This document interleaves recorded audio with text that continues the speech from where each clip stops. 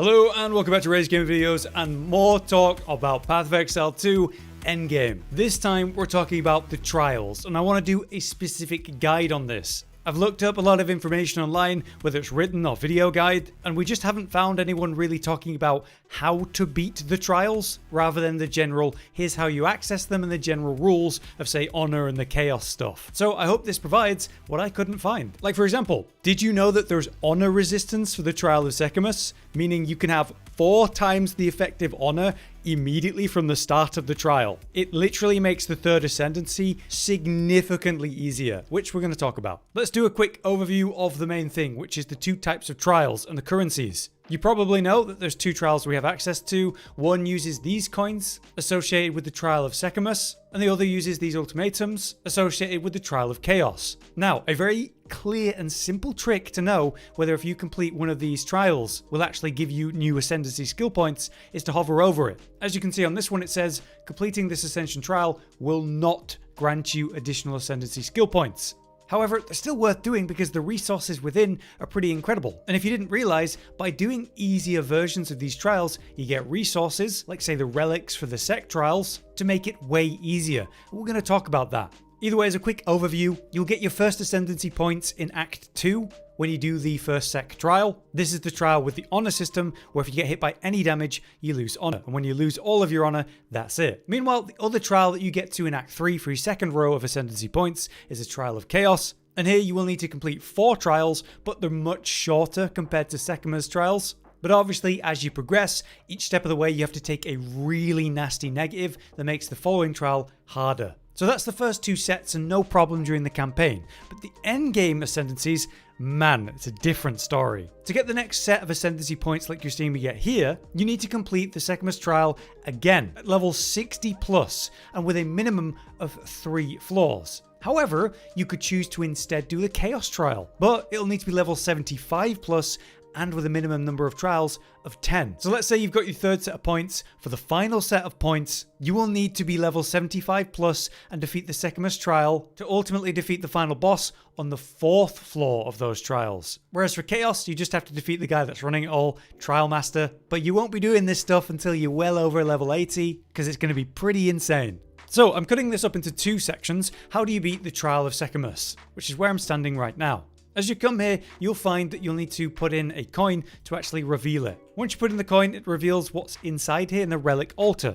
And initially this will all be locked up, so you'll have much less space than me. To unlock these, you just need to complete another set of the test of time, or say the test of cunning, or whatever it is. And you can do that on easier difficulties to make this all easier. This trial is all about that honor system. You have a limited number of honor, and you lose it when you take damage. But you obviously can restore it and increase the amount that you have. All of that is unimportant. What actually matters is what relics you run. 26% to honor resistance, 25%, and these with 13 and 12. That's right, there is actually an honor resistance system in the same way that we have a resistance system to elements. We don't know, but we're pretty damn sure that this will cap at 75%. So by having 75% or more honor resistance, you essentially have 4 times the amount of honor when you take a hit overall. The difference of running this without honor resistance is like something that's kind of BS, suddenly you lose and it feels very upsetting, to this is perfectly manageable, you can take many hits and be fine, because you have this hyper honor resistance. Do not run this trial without honor resistance. Farm out some easier versions of this trial and get these drops. Don't forget, you can craft on them to give them more. So just like you would with anything else, take a currency and upgrade it. And now it also gives me 14% increased honor restored as well. Very nice. So if you don't have honor resistance, I would strongly recommend you go to the PoE2 trade website and just put in the filter for honor resistance. Purchase enough to have 75% and then you can get started from there. If you don't want to purchase any, fair enough, just run some easier trials and maybe get the drops. After that, I'd just be looking for stuff that helps with honor in general or your experience. Like bosses take 20% increased damage is not bad, right? So now you have the baseline of honor resistance, it's going to be so much easier, but let me run through a bunch of advice for you. In general for these trials, try to overlevel them pretty hard. My advice is to be say 10 levels above it if you can, because it's going to make the experience significantly easier. There is a lot of BS that can happen here, so by being overleveled, God, does it make things easier. I also strongly recommend you bring movement speed as a baseline. I have a pretty dire 20% on my boots here, but the difference it makes is still big. Being able to move faster than the enemies means you're able to avoid being hit, as well as moving in and around mechanics as well. But my 2 key tips for the Sekhemas trial is, firstly, take your time.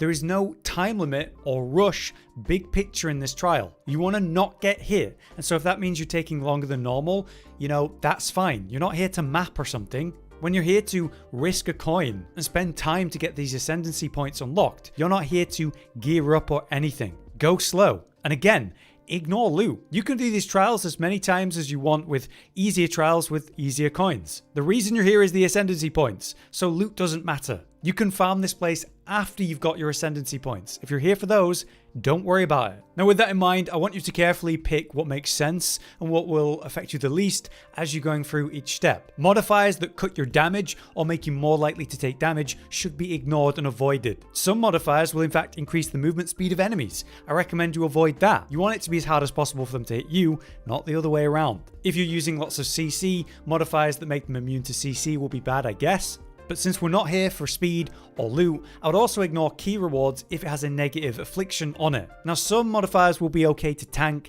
like say energy shield negatives for my build is totally irrelevant, I'm not even using them. But say for Josh, who's playing a sorceress who's running an energy shield build, that'd be devastating. So you want to avoid that if it's relevant. Knowing what your build benefits from and doesn't mind tanking is also going to help. But there is more to this than just afflictions, there's also boons. Boons that restore or increase your honor are going to be really relevant. If you get some kind of honor sustain, like every time you enter a boss room you get honor, or when you complete a trial you get a little bit of honor, that stacks up and could be a game changer or run saver. So I do target boons aggressively. In terms of the gameplay from moment to moment, I would always target the ranged enemies first so that you're not caught out by them, and clear up weaker enemies that are adding mechanics to a fight with a rare or whatever, so it simplifies things. Be aware that there are literally pressure plates on the ground in some trials, and say the final boss fight with the scorpion. If you stand on that, say arrows will fly out at you, and that will soak up your honor too. Plus, there's stuff that's on the ground that does sustained damage, and if you stand in that for say 2 seconds, you're going to find your honor is just gone instantly. One last bit of advice I would give you for the modifiers is to avoid random anything. Random negatives like random rooms, you might be taken to a different room than the one you've chosen. You could get something that really screws you, and it's not worth risking. In terms of the different things that you can get, there's say the crystal one, which I really like because it's basically the fastest one. You can completely ignore the monsters in those. Just click the crystal, see where it's pointing you to the next ones. Go get that. You're worried about the timer not killing anything. Same for the mazes. Take your time here, clear enemies carefully if you need to, but you're not here for loot, you're just progressing the mission. When you're doing the hourglass trial, you'll have to wait out the time while monsters spawn, but make sure you kill the rares aggressively when you can, because that reduces the time you've got to wait. Say for the summoning one, there's summoners that are opening portals, spawning in enemies. Ignore the normal enemies, kill the summoners, and that will finish the trial really quick. So yeah, focus the trial, not killing or loot. All of that, and especially the honor resistance, is how I managed to do this pretty smoothly. For the bosses, it's not much to say really. You're going to be dealing with that big skeleton enemy, the colossal enemy. There's going to be the 2 knights that wake up that use fire and frost, and then there's the scorpion boss at the end. For the 2 knights, I would just recommend that you bring a lot of stun, play at range, circle around them. They have some nasty close range AoE fire waves or frost beams that come out the ground. So pay attention to the floor and give them space whenever they're actually doing something. Then come in and AoE stun both of them and go ham on them while you can. Meanwhile, for the scorpion, this has a lot of annoying mechanics. Try to avoid getting stung by the scorpion's tail, because my god does that hurt, by circling around it. Every time it does an attack, it has a brief period of recovery. That's when I deal my damage. You can also back out to medium range to avoid its circle spin. And when it stood on its hind legs, it will do ranged shots, leaving poison on the ground that if you step in, your honor will be evaporated. The worst mechanic though is when it goes underground into the sand and leaps up and then goes back into the sand. My advice on that one is to pay attention where it's going to come out from and avoid that, then roll into the location where it just leapt out of. So as it leaps up, roll into where it leapt from and you should be safe. But yeah, that's the trial of Sekhemas. Let's talk about the trial of chaos, which is honestly more simple, even if it's more annoying. In regards to the Trial of Chaos, keep in mind that you can portal in and out between rounds. So as you've finished a trial and you're about to choose your next negatives, you could just pull out a portal to town and go sort out what you need to. Or using a well to refill your life and mana flasks. That could be really helpful in the next trial if you haven't got regenning flasks, which you should. Now, every time you progress to the next trial, you'll be given 3 choices and all of them will suck. Here's some general advice about them. The number one thing that I avoid ever taking is obstacle creating mods. So the ones like the Stormcaller runes or the impending doom. There's also things like the Stalking Shades. Volatile Fiends is really annoying because basically when an enemy dies, it throws something at you. Anything that's meaning you're having to dodge mechanics while also dealing with the trial, or maybe, God, the boss and its mechanics, it's a nightmare. Avoid those like the plague. That will also account for things that are going to CC you. If it's going to stun you or slow you, that could be devastating too, so avoid obstacle mods.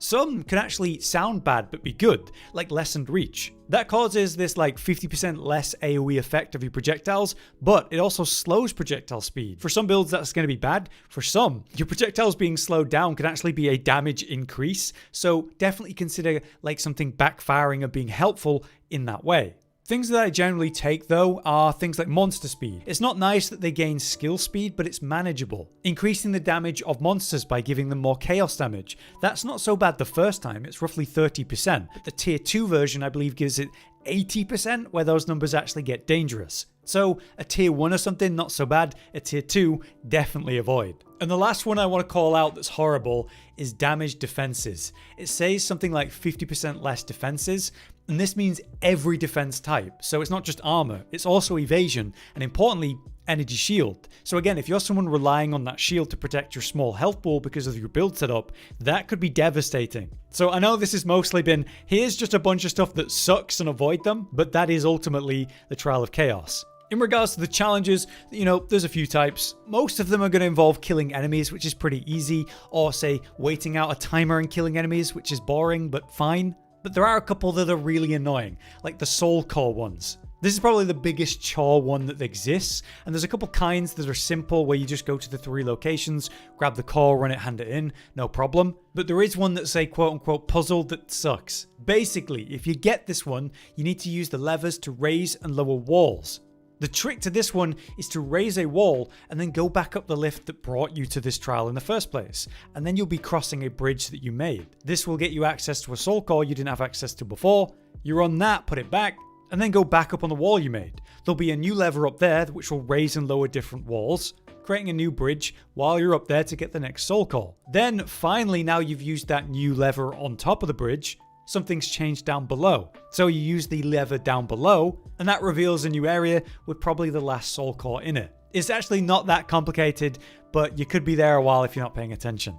The other annoying challenge I want to call out is the escort mission, which is not that bad unless you've got, say, obstacle negatives. All you have to do to escort this statue is stand near it, that picks it up, it moves, and you bring it to the end location. But as you can see here, when you take the negatives that actually give you obstacles to dodge, the circles, the impending doom, being near that statue is basically impossible at times. But ultimately, if you've not taken many or, you can deal with them, it's not so bad. Just stay next to it, take it to the end, you'll be fine. Now, there are 3 bosses you can get at the end, and that's basically the RNG of this. There's the Chimera, which is this kind of standing still AoE based one. Not too bad if you avoid, say, what's on the ground. There's the Scourge of the Skies, which is a really annoying one, but probably the easiest overall, I would say, just because it takes ages to fight him, as he's flying way too often for too long where you can't deal damage to him. So I think when he comes down, focus to hard CC, stun him to maximize the DPS window, and then relax until he comes back down again. The other one is a kind of owl, which has these nasty ranged attacks, but also, my god, he has some spin attacks that deal ridiculously overtuned damage. I think we've all given this feedback at this point. The owl one is a nightmare. He deals way too much damage. Don't go near him. That's my advice. But overall, I find the rewards, especially in the Chaos Trial, very worth it. Both are going to be unique to the trial that you're doing, such as soul cores like this one that gives you potent chaos resistance that you can slot into gear sockets. I would say that's the most desirable resistance socket to get. So running lower level trials, I want to encourage you to do. You'll get resources to make the trials easier, like say getting honor resistance, or you'll get currency that is still valuable, even in the late game. Once you get comfortable doing these trials, you'll have an easier time doing it when it's, on the line trying to get your ascendancy points. But again, over level those for those runs if you can. I hope this big guide to both of the trials and the details of them was helpful. But if you guys have any extra tips about either or any of it, let us know in the comments. For now though, I've been Hollow, you've been you. Thank you for watching. We'll see you next time. Josh, Cotton, and Hollow with the videos, dropping the humor like a hammer on your tippy toes, bringing entertainment on a daily arrangement to take our insanity and turn it into entertainment. Yes, I said entertainment twice, to reiterate that it is nice to look into your faces on a mostly daily basis when you let us in your homes to make the whole world a stage. Goodbye.